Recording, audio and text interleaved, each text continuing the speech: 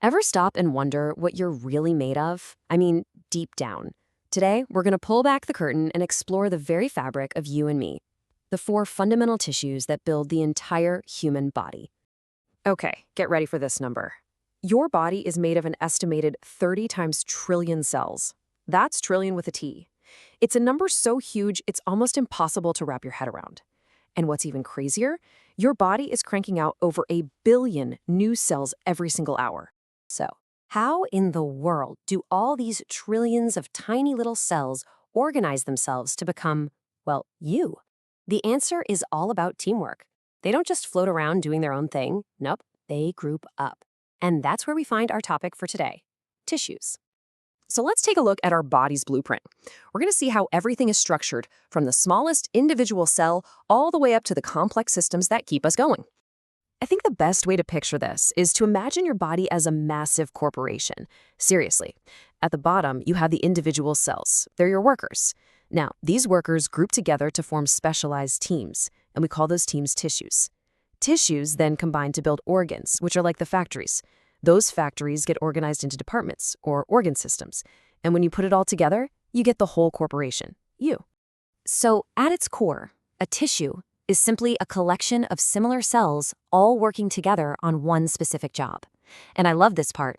The term itself comes from an old French word that means to weave. And it's perfect, right? You can really think of tissues as the fundamental fabric of our bodies, all woven together to create everything from our skin to our heart. You know, unlocking these secrets took a long, long time.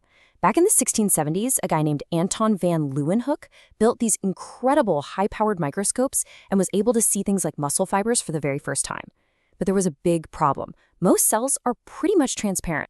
The real game changer came in the 1850s when scientists like Joseph von Gerlach perfected tissue stains. By dyeing the tissue, suddenly individual cells and even the tiny parts inside them popped into view. That really kicked off the modern study of tissues. Okay, so let's meet our first specialist team. These are the protectors, the gatekeepers. This is the tissue that forms all the boundaries of our body, epithelial tissue. Epithelial tissue is all about creating barriers. It's the outer layer of your skin, separating you from the rest of the world. It also lines the inside of all your organs, like your digestive tract and your lungs. Its main jobs are pretty clear: protection from things like germs, secretion of stuff like hormones or sweat, and absorption of nutrients. And what's really cool is how its structure is perfectly designed for its function. We classify it by its layers. If it's just one cell layer thick, we call it simple. That's perfect for places where you need stuff to pass through quickly, like the air sacs in your lungs. But if it has many layers stacked up, we call it stratified.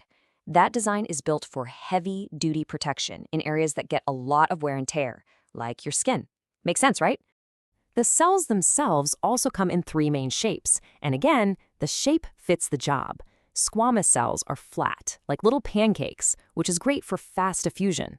Cuboidal cells are shaped like cubes, and you find them a lot in glands. And then you have columnar cells. They're tall and thin, like columns, perfect for secreting mucus or absorbing nutrients in your gut. All right, next up we have the supporters. This is the most common and, honestly, the most diverse tissue type in your entire body. This is the stuff that literally holds us all together: connective tissue.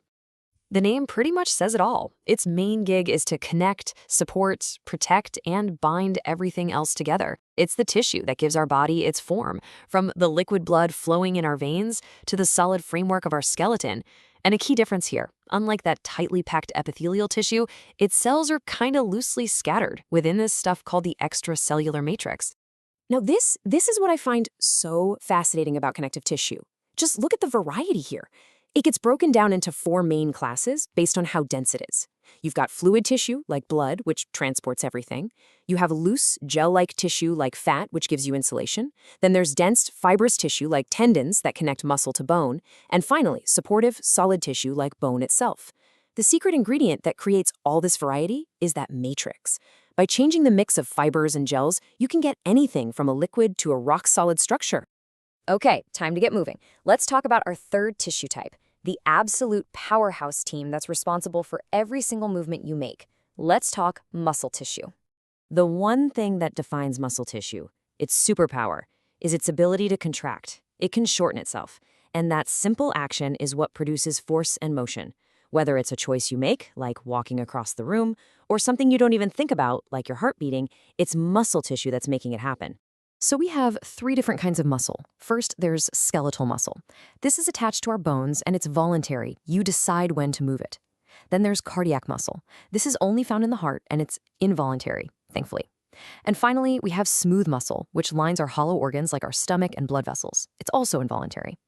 One other quick difference: skeletal and cardiac muscle look striped under a microscope. We say they're striated, while smooth muscle isn't. So here's the bottom line. Muscle is basically the body's engine. It takes the chemical energy from the food you eat and magically converts it into mechanical energy, into physical force. It's what powers everything from a tiny blink to running a marathon. And last but certainly not least, we arrive at the communicators. This is the body's high-speed information network, the tissue that controls and coordinates every single thing that goes on. This is nervous tissue. This is the tissue that makes up your brain, your spinal cord, and all the nerves that branch out to every corner of your body. And what's its job? Simple: communication. It sends these incredibly fast electrical signals that let all the parts of your body talk to each other and react to the world around you in an instant. Now, nervous tissue is made of 2 main types of cells. First, you've got the neurons. They're the stars of the show. They're the ones that actually generate and send the electrical signals. They have these branches called dendrites to receive messages, and a long tail called an axon to send them out. But they can't do it alone. They totally rely on the glial cells, which are like their support crew, their pit crew, protecting, insulating, and feeding them. So there you have it. The protectors, the supporters, the movers, and the communicators. 4 specialized teams, all working together, all woven together, to build the amazing final product, you. Let's recap. When you really boil it all down, it's such an elegant system. Our bodies are built on these 4 primary types of tissue. You've got epithelial tissue to cover and protect. You've got connective tissue to support and bind. You've got muscle tissue to move. And you've got nervous tissue to communicate. Each one has a totally distinct job, but they all have to work in perfect harmony. And that really brings us to the big question, doesn't it? Understanding these fundamental building blocks isn't just a cool biology lesson. It's the absolute foundation for the future of medicine.